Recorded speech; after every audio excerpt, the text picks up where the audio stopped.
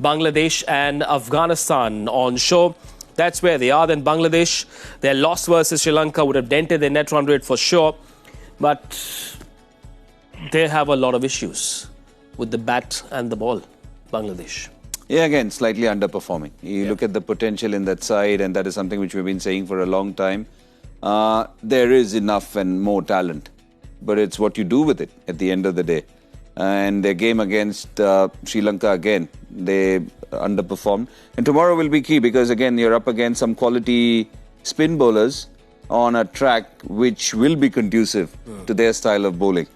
So it'll be interesting how they perform because tomorrow, if they lose, they're also going to be sent packing. And Afghanistan has had a long wait. They played the game and they've had a long wait coming into this game against Bangladesh.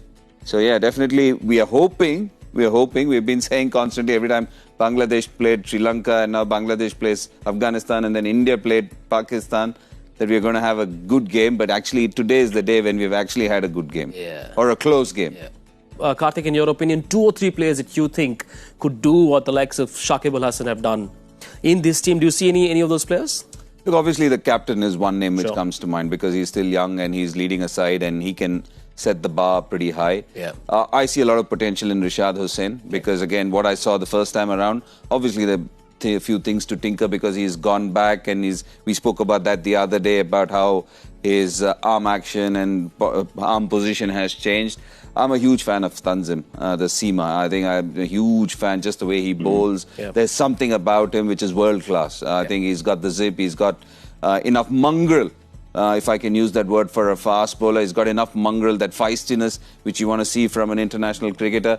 So definitely these 3 are names which I would hold because one as a batter and captain and 2 bowlers. So these 3 people definitely, they have a lot of potential. A chance to beat Afghanistan tomorrow. Important that they do so. It's a game against the very dangerous Afghanistan who registered a massive win in their first game. Now, quick update. Navinul Haq has been ruled out of the tournament because of a shoulder injury. He wasn't in the mix of things anyway. But Simon, clearly it's a spin trio that holds the key for this lineup.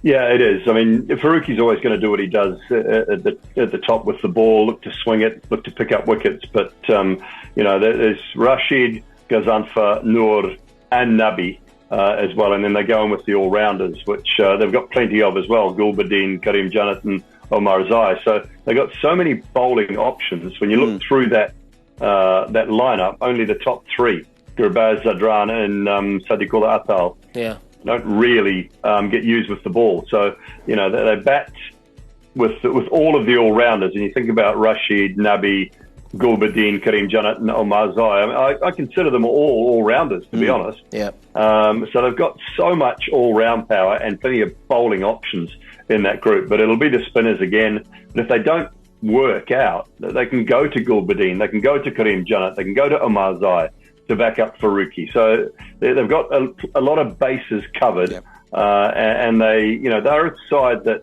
I've said it before on this show, that they have surpassed Bangladesh. You think about when Bangladesh came into international cricket and you compare that to when Afghanistan entered international cricket, where they are now compared to where Bangladesh sort of still are, the rise of Afghanistan cricket has been monumental compared to that of Bangladesh cricket. And not to forget that they've never had a home ground. India has been their home ground. They've played in Dubai as a home ground. They've never had a permanent home ground or a permanent home country. They cannot say, oh, we are from Afghanistan, but we play in Kabul. They've played in India, they've played in Dubai. And also the kind of resources, and again, we spoke about the wherewithal that they have had. It's just amazing what they have managed to do. And also, just to add to what Simon said, just a varied spin bowling attack. It's just somebody as classy as Nabi who can bowl in all conditions. We've got the magic of Rashid Khan and hopefully he'll come. Think of Mujibur Rahman. He's not getting a game. I suppose it's the T10 and the T20 leagues across the world that have worked like a workshop or a laboratory for these white ball players from Afghanistan. That seems to work very well for them. Very quickly, gentlemen, one player to watch out for. One player to watch out for. Tomorrow, I think Fizz will do something special, is my hope. Okay, Simon? For Bangladesh. Well, Lytton needs some help. So Tanzan Hassan at the top. They need some help from those openers. They need to get themselves away to a good start and give that middle order a bit of a platform. I was impressed with Jakar Ali. He's got a pretty good record actually at T20 cricket. He averages 30-ish, I think, or just on 30, and he strikes at a pretty good strike rate. I was impressed with him, but they need runs at the top. So Tanzan for me. And Afghanistan? Afghanistan. I'm going with Ramanullah Gurbaz. He needs runs, yeah. Simon? I just love saying his name actually. A.M. Gazanfa. Look out for him.